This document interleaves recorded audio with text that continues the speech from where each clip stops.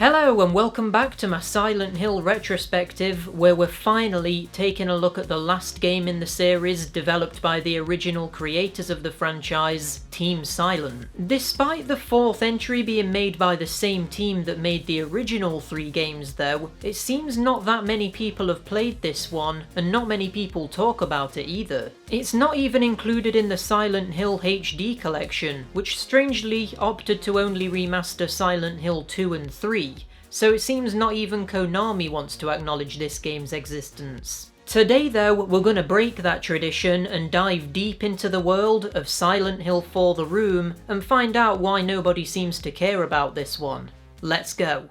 Silent Hill 4 opens up just like any other Silent Hill game would, with an intro cutscene which is designed to set the mood for the rest of the game, rather than giving us any plot details. Right off the bat, I have to say, this game's intro is by far scarier than any other Silent Hill game. The imagery, and especially the sound design, is leagues ahead of the other games, and this is the sort of horror I was expecting from the series back when I started it. I mean, just look at this and see for yourself.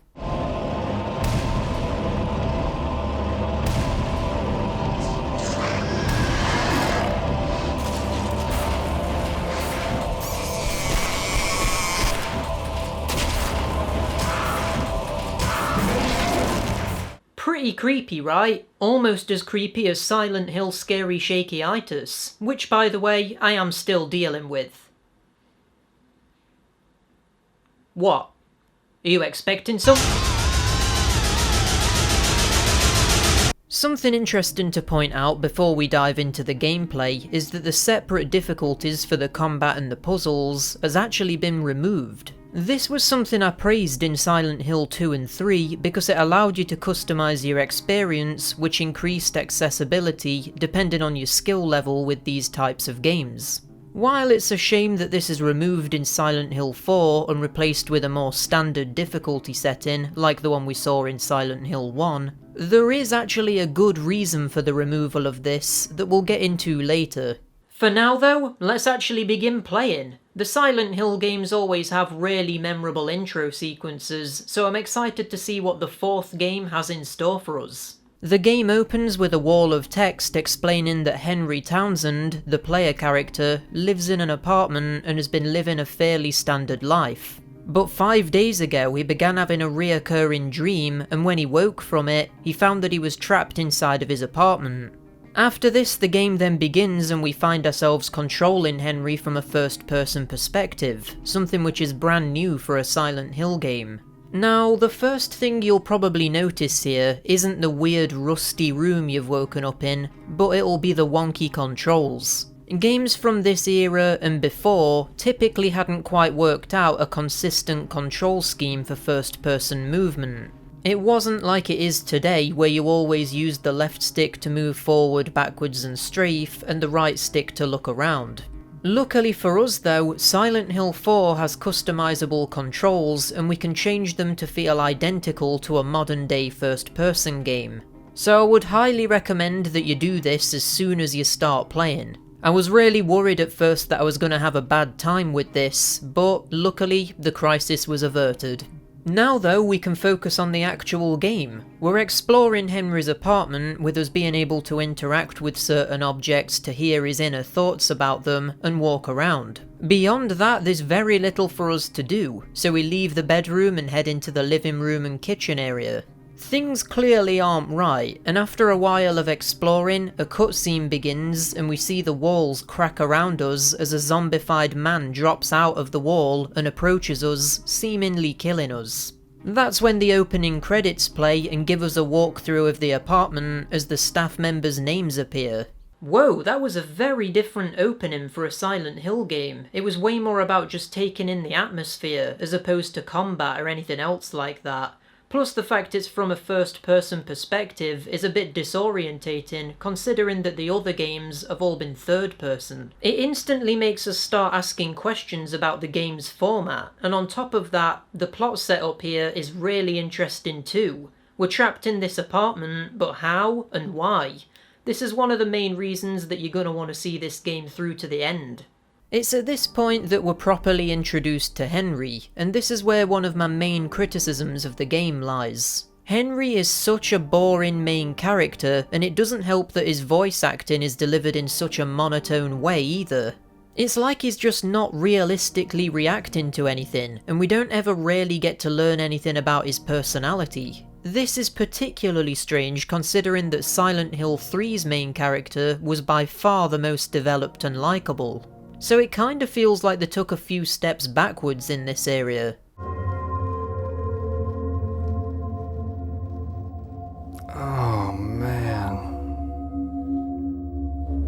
Anyway, it's here where we're free to explore the apartment again, but this time it's not covered in rust and it doesn't have zombie people hidden in the walls. For the most part, it's just a normal apartment, but there are a couple of things that stand out. For one, the phone keeps ringing and says "help me," even though it's not plugged in. The front door to the apartment is chained shut from the inside, which is odd and sort of implies that Henry, or at least somebody else in the apartment, did this. On top of this, probably the strangest thing about this situation is that nobody in the outside world seems to be able to see or hear us, despite us being able to see everything going on in the busy city from the windows and by looking through the peephole of the door. Some supernatural forces are definitely at play here. After a while, we find a few scraps of paper hidden behind a shelf and that's seemingly been pushed under the front door. These scraps of paper continue to appear in the apartment as the game progresses and drive the main story forward. The notes on the scraps of paper have been written by the previous tenant of the apartment, who turns out to be a journalist who was investigating a serial killer called Walter Sullivan. But the link between these events and what's happening to us is still unknown. As we inspect the front door to the apartment, a message appears saying, "Don't go out, Walter." And after that appears, even more strange things happen. Most importantly, a hole appears in the bathroom, which seems to be the only means of getting out of this place. So, let's make like a mole and crawl into the hole. After going through the hole, the game properly begins with what I guess you could call the first proper level. This level is a subway, and it seems like we've somehow been teleported to the subway area right outside Henry's apartment window. Now, it's here where there's a few things that I immediately want to point out. First of all, the camera is now third person, and it's much closer to what a standard Silent Hill game looks like. There's fixed camera angle sequences and everything. The only key difference is that when you make the camera center behind you, it just instantly snaps rather than spinning around your character like it did in the old games. I don't really like this new snapping camera, to be honest, and I actually find it to be more disorientating and not in a good way either.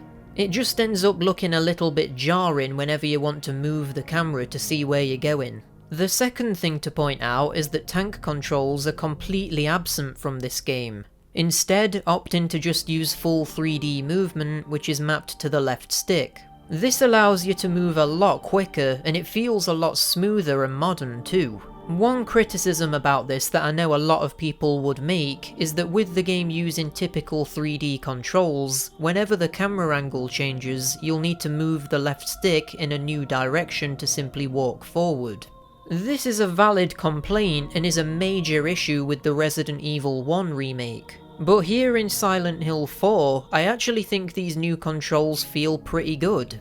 You can keep holding the left stick in a direction, and even when the angle changes, you'll continue moving in that certain direction. And then you can quickly readjust the stick so it feels more natural. I honestly don't think that this control scheme ever got in the way, so I actually quite like it. Another difference between this game and the other Silent Hill games is the combat. While the ranged combat is exactly the same as it always has been, the melee combat has been completely overhauled. The way this now works is that you have this little stamina gauge, and it fills up the longer you hold the attack button.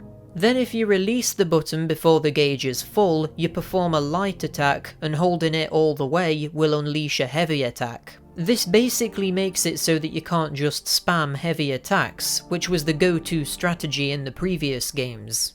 On top of this, we can also now dodge by readying our weapon and pressing circle in a certain direction. This is actually a really good idea, and it makes the combat way more satisfying than any of the other games. What lets the combat down though is once you realise how easy it is to just tank through everything. You see, when you perform a heavy attack, you're actually completely invincible during your wind-up animation. So if you time your attacks, you can just wait for an enemy to start hitting you, activate your strong attack, and get constant free hits. It just ends up making the game quite trivial in this area because of how easy this is to take advantage of. But still, credit where it's due, this game at least attempted to bring something new to the combat system, and it's by far the most thought out combat out of any of the Silent Hill games we've covered. It's just that it's still not quite perfect. The next difference is something that I've been wanting from the series literally since the very first game. Rejoice, because we finally have a dynamic inventory system which you use in real time as opposed to having to pause the game and completely interrupt the flow and tension. In Silent Hill 4 you simply cycle through items using the D-pad and then use or equip an item by pressing square, and that's it. I absolutely love this change, and if there was one thing I would love to take from this game and put into the older ones, it would be this. Because of this new inventory system, it basically means that you never have to pause the game. That is, unless you need to go and use the toilet, which you probably will, you big baby. So what are we actually doing in this game then? Basically the way it's structured is a lot more linear than the earlier games, taking more inspiration from Silent Hill 3 than 2 or 1. You go through a set level with only one real way of progressing, and then you wake up in the apartment where some new things will have appeared, and things will have slightly changed. Progressing through the levels is actually really straightforward as well, potentially more so than any other Silent Hill game, and this is because there's basically no proper puzzles. Remember how I said that there was a reason that they removed the separate difficulties for puzzles and combat? Well yeah, this is why. The only real puzzles in the entire game revolve around simply finding an item and using it in a certain way to progress. There's no riddle-style puzzles, and you don't need to interpret messages or input combinations or anything like that. Having said that though, there are some more sort of environmental puzzles which are really good. So it's not like the puzzle element is 100% absent, but it's definitely less of a focus. Interestingly, there's a ton of rumours that Silent Hill 4 wasn't originally supposed to be a Silent Hill game, and given all of the differences between this and the other games, I understand completely why these rumours gained traction. But apparently, according to developer interviews, this isn't true, and even though it did start development simply titled Room 302, it was always at least a spin-off from Silent Hill before becoming a full-on numbered entry very early in development. So these rumours that it was its own game entirely and they just slapped in some Silent Hill references at the end of development and called it a day are not true. It does make me wonder if they had ideas for other Silent Hill spin-offs that never saw the light of day though. It would have been interesting to have been playing a game you thought was completely unrelated and then find yourself in Silent Hill or something. But anyway, I'm getting off track. One of the best puzzles in the game involves you breaking apart reality by finding a guy who wants some chocolate milk in a forest. Obviously, there's no chocolate milk to be found in a forest. So you end up having to go back to your apartment by crawling through a hole, find some milk in your fridge, and then crawl back through the hole in your bathroom, but upon returning to the forest you actually keep the chocolate milk in your inventory and you can give it to him. There's actually a few times where the game does stuff like this as well, and it probably gets more and more interesting as the game goes on. So yeah, even though this game lacks the traditional Silent Hill puzzles, I did really enjoy these new elements. As I just mentioned, at any point during a normal level of the game, you can make your way to a hole in a wall, which sort of acts as a checkpoint. By crawling into these holes, you can go back to your apartment, and you might be wondering why the hell you would want to do this. Well, as I previously said, sometimes you'll need to do it to solve a puzzle, but most of the time you'll want to come back to the apartment for several other reasons. The first reason is that while in your apartment, your health will automatically refill, which is great because healing items are extremely scarce and you'll definitely be wanting to save them for later in the game. The second reason is that the only save point in the entire game is located in your apartment, so if you want to save your progress and stop playing, you need to come back here. And then the final reason you'll want to come back here is because your apartment is home to an item chest where you can store stuff. Because yep, for the first time in the series, there's an aspect of item management. Unlike in the other games, you have really limited inventory space, so you're really going to want to balance how many weapons, how much ammo, and how many healing items you take into the field with you. Otherwise, you might find yourself unable to pick up a key item needed to progress.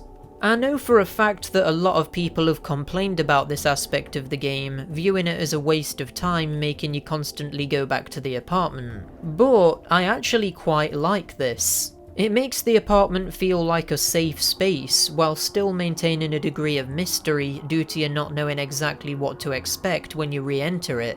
There might be a new note, or a piece of furniture might be moved, or any number of other things might have changed. But at the same time, you become very familiar with the layout of the apartment, and this is something which is important for later in the game, but we'll get to that in a bit.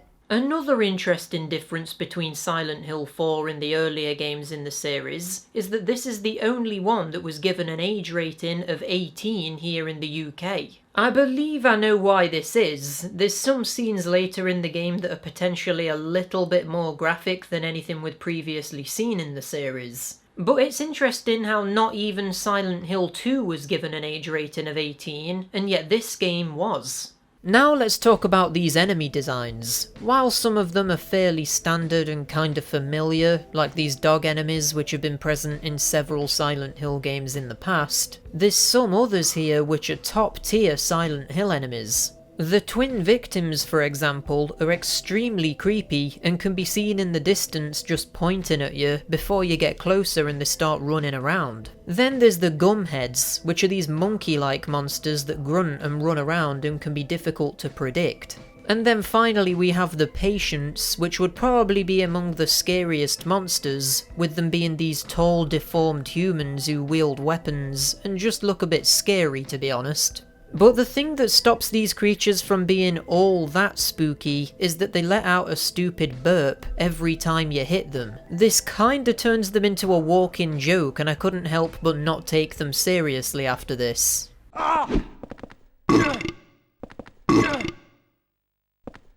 The other major enemy you'll be coming across in Silent Hill 4 is the ghosts. These are different to any other Silent Hill enemy in the way that they actually follow you from room to room, which keeps them as being this constant threat rather than in the previous games where you're able to enter a new area and know that you're safe from an enemy in the previous room.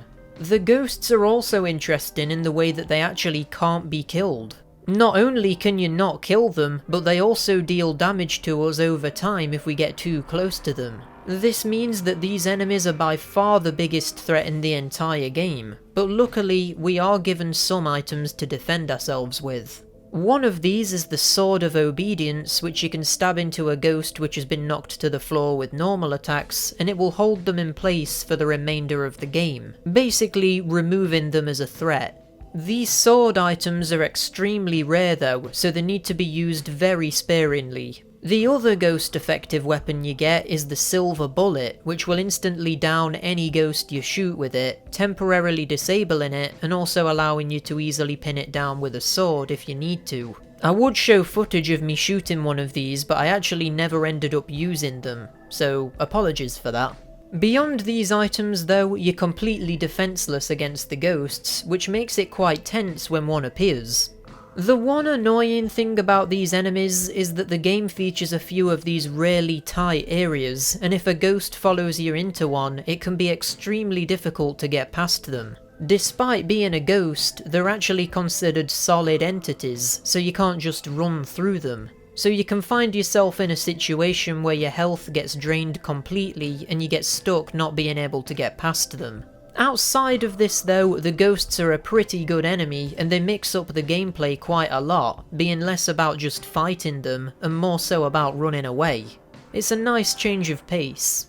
But as we all know, this is a Silent Hill game, and the monsters you face aren't the only scary thing that you're going to be coming across, because at times, the environments you go through are much more terrifying than what lies within them. The areas you visit in this game are pretty good, although it has to be said that many of these level themes have been featured in a Silent Hill game before. In fact, the only somewhat original location here is the forest, and that's not exactly an original location for a horror game, is it? In fact, it's actually pretty cliché, which is probably why it had been avoided up until this point. Other than that, we have the subway, which was an area used in Silent Hill 3, and then we have a prison, a hotel, and an apartment building, which were all used in Silent Hill 2. And then after going through all of those, you find yourself in the final location in the game, which is... No. Another hospital? That's literally every single Silent Hill game that's featured a hospital. Are you kidding me? Could they not have just gone one game without reusing this godforsaken theme?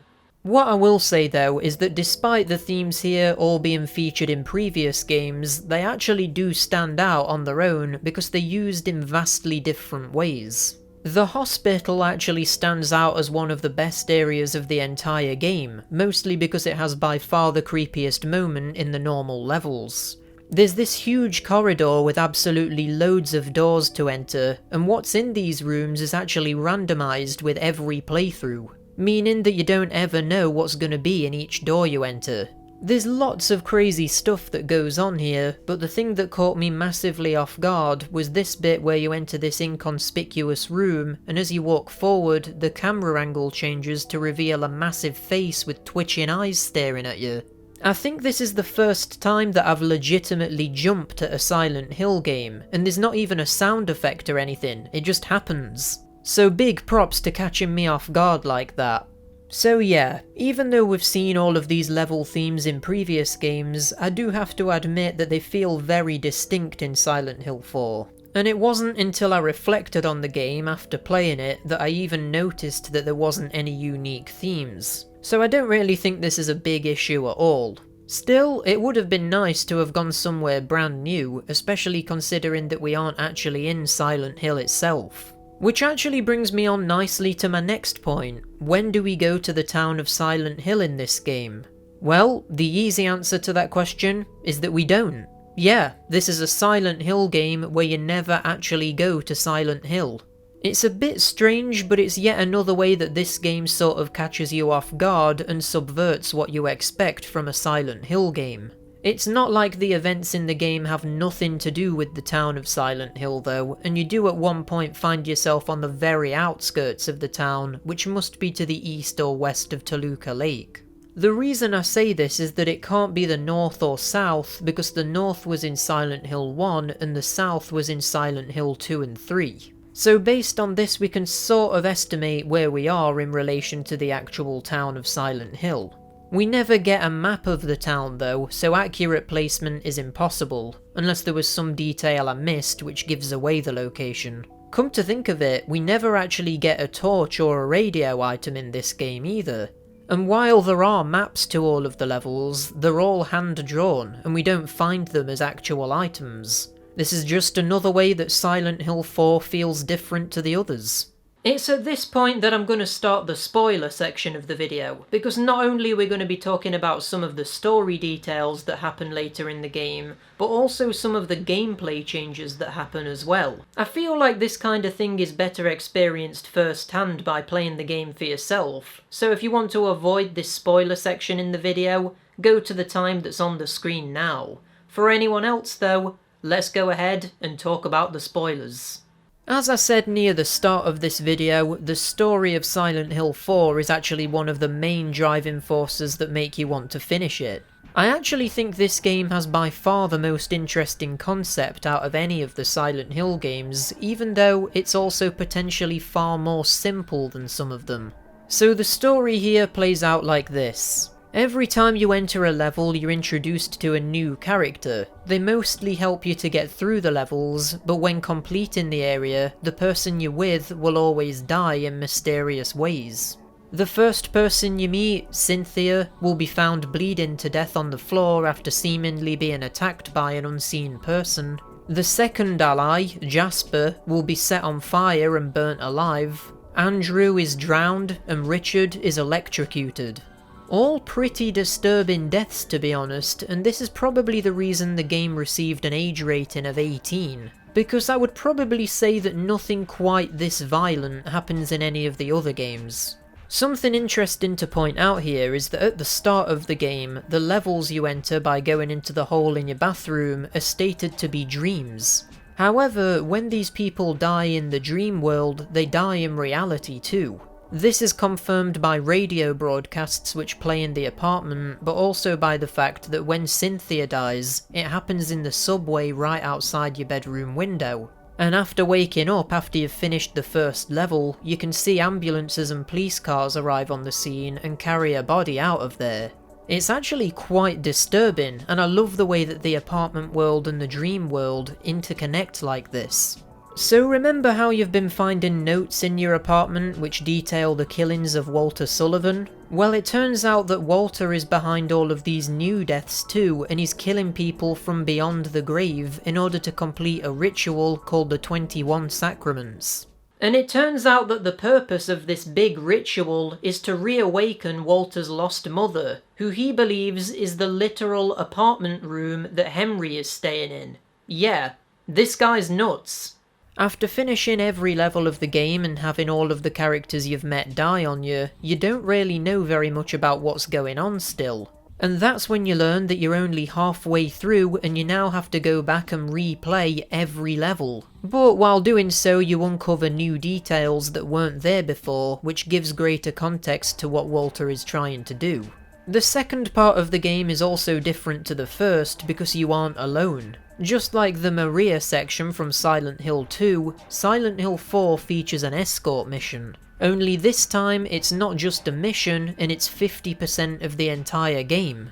Now, I know what you're thinking, this sounds awful. Replaying the same levels that you've already done and as an escort mission? But it's actually not too bad. The person you're escorting is a victim of Walter's who survived her attack and happens to be your next door neighbour who you've been encountering throughout the game by looking through a hole in your wall and by using the peephole on your door. Not only is the second half of the game an escort mission though, but there's also another significant change when you revisit these levels. Remember all those people Walter successfully killed? Well, they're back. But not in a good way, because they've been turned into ghosts who are not only capable of following you through the whole level, but they can follow you through the rest of the entire game. So the ghost of Cynthia, who was killed in the first level, can appear in the final level of the game, along with all of the other murder victims and the standard ghosts too. So the threat these ghosts present is way, way higher than it was previously.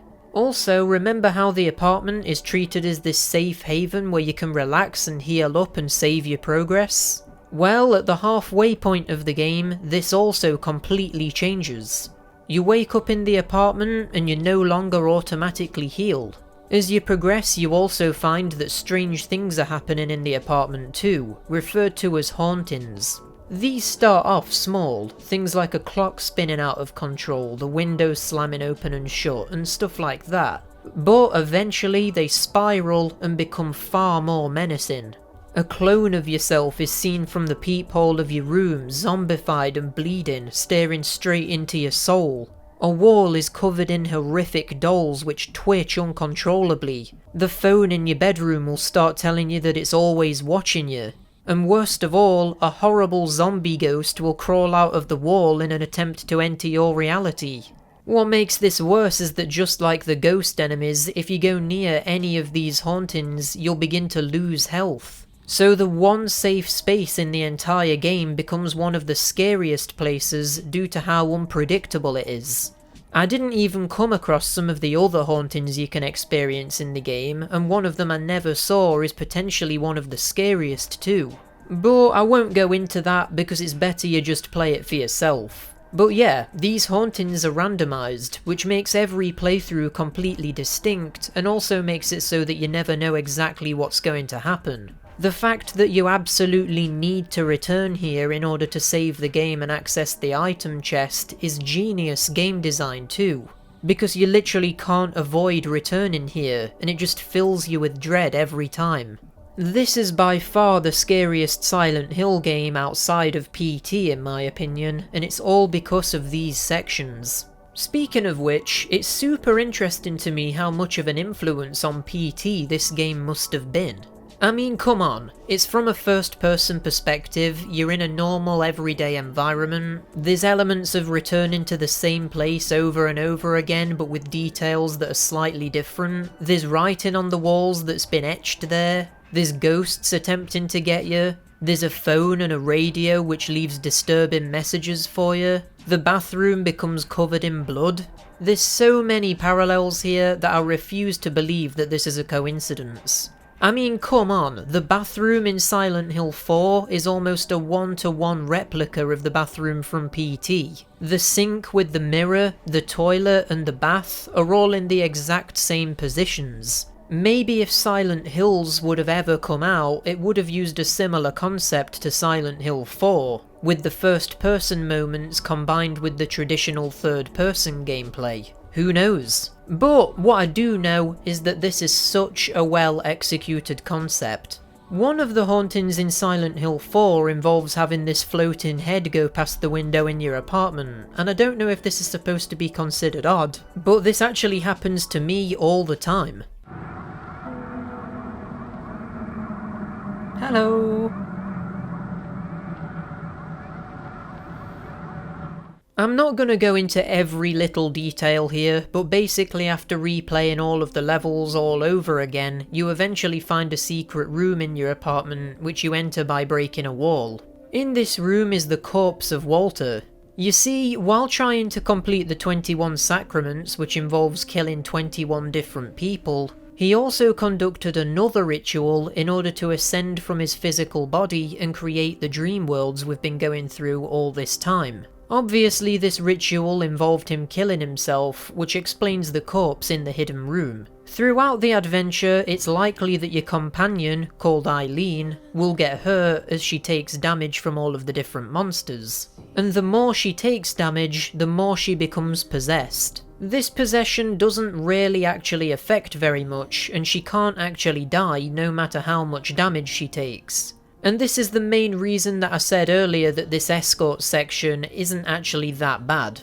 But despite this possession not actually killing Eileen, what it does affect is the ending you'll receive in the game. The end of the game revolves around you facing off against Walter in the only boss fight in the entire game. And you know what? It's probably one of the best bosses in the whole series. It's still not amazingly deep or anything, but it involves a light puzzle to solve and a bit of exploration on top of the normal combat, basically combining all three pillars of gameplay into a boss fight. So you firstly need to use an umbilical cord item on a big monstrous representation of Walter, all while the human form of Walter attempts to stop you by shooting at you and hitting you with a stick. Then after doing that, you pull these spears out from nearby statues and plunge them into the monster, which then allows you to normally damage Walter with your standard weapons.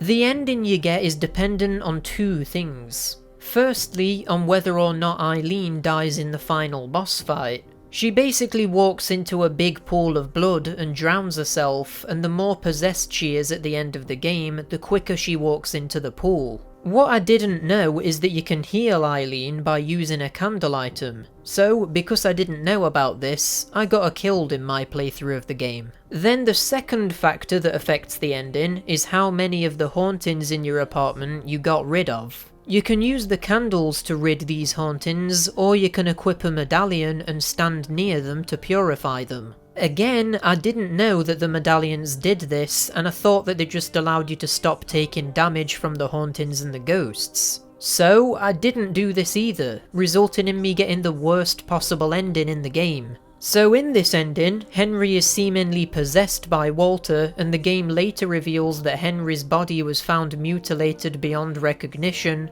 and that Eileen and all of the other residents of the entire apartment building have been murdered. Walter stands motionless in the apartment, and a child version of Walter, who has previously appeared throughout the entire game, is happy to be reunited with his mother, who, remember, he thinks is the literal apartment room that Henry was staying in. So yeah, a pretty weird ending and a little bit disappointing after having gone through all of the game only to be met with, and everyone died. The end. But it is interesting to read into. Like, what exactly happens now Walter has been reunited with his mother? The apartment appears to have been taken over by the dream worlds and corrupted.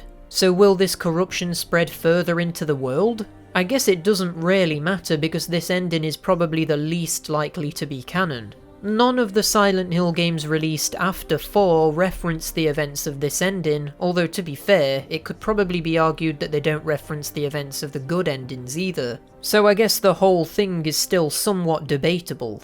Also, I guess it could be argued that due to the later games not being developed by the original creators, whether these later games are canon in themselves could be brought into question, but using that logic kinda means that there will never be another canon Silent Hill ever again. Unless of course a new one is made by a reformed Team Silent. But that's a whole thing for another time, I suppose. So, Silent Hill 4: The Room. What's my overall verdict? Well, let me start by stating the obvious. This is not your typical Silent Hill game. I think a lot of people probably went into this expecting something more similar to Silent Hill 2 or 3, and because it's so dramatically different, people probably found that quite off-putting. But if you go into it with an open mind, there's actually quite a lot to love about what this game does differently. I'm putting Silent Hill 4: The Room in 3rd place in my series ranking. There isn't really much that I outright don't like about the game. The biggest thing is probably that the main character of Henry Townsend is boring and he has no personality. There's not even many interesting cases of flavor text when you interact with objects, and even after finishing the game, I feel like I don't know who I'm playing as, which sort of disconnects me from what's happening to him. The other thing I would probably say is that the game is extremely linear and easy to get through, and there's not very much variety in what you're doing. It basically feels like you're going from point A to B again and again, and nothing much interesting happens in the levels themselves to break it all up. It can end up feeling a little bit monotonous at times. I think maybe it could have done with being a bit shorter, maybe cutting one of its levels out completely, but maybe that's just me nitpicking. By far the most interesting thing about this game is the story, and it is very interesting how you slowly unravel what's going on, and there's a lot of detail that I've not talked about in this video, because I think the whole thing is best experienced firsthand. I also liked the changes made to the combat system, even though it's still quite flawed and easy to cheese. Still, I can see what they were trying to do, and it was a decent idea that makes it a lot more engaging than in the previous games. There is a real lack of ranged weapons though. On a first playthrough you only actually get 2 guns, one being a pistol and the other being a revolver, so you can tell that the melee combat was the main focus here. At the end of my Silent Hill 3 video, I said that I would be happy so long as the 4th game was scary. That's really all I wanted from a Silent Hill game at this point. And while I can't say that it was scary to anywhere near the level as something like PT, I will say that Silent Hill 4 is the scariest game in the series outside of that. At least that I've played. Maybe that has something to do with the first-person perspective in the apartment sections being more immersive than the third-person sections, I'm not sure. But I did sometimes feel a slight sense of dread when I turned corners in the apartment, which was nice. And that's Silent Hill 4: The Room, and with that we've also wrapped up my Silent Hill review marathon. And would you look at that, I'm also cured of Silent Hill scary shaky-itis as well. I can rest easy now and review other games without fear of shaking throughout them. Reflecting on my experiences with these games, I'm actually really happy with the way that every single one of them has their own strengths and weaknesses. Silent Hill 1 is definitely my favourite, with it being the most balanced experience of the lot. It's got good combat, it's got good graphics, the puzzles are good, and it's got pretty good combat too. Silent Hill 2, meanwhile, stands out because it's easily the game in the series that has the best symbolism. Silent Hill 3 is the best in the way that it develops its main character and really gets you attached to them, and Silent Hill 4 I would probably say is the overall scariest and possibly has the best story out of all of them too. But the point I'm making with this is that every single one of these Silent Hill games are still worth going back to because of how strong they are in all of these different areas. So would I recommend that you go back and try out these games? Yeah, I definitely would. All 4 of them have been really positive experiences, and I can see why the Silent Hill name is so beloved. But anyway, if you enjoyed this video and the Silent Hill marathon as a whole, then give this video a like, subscribe to see more stuff like this coming soon, and leave a comment down below letting me know what your favourite Silent Hill game is. And until next time, bye!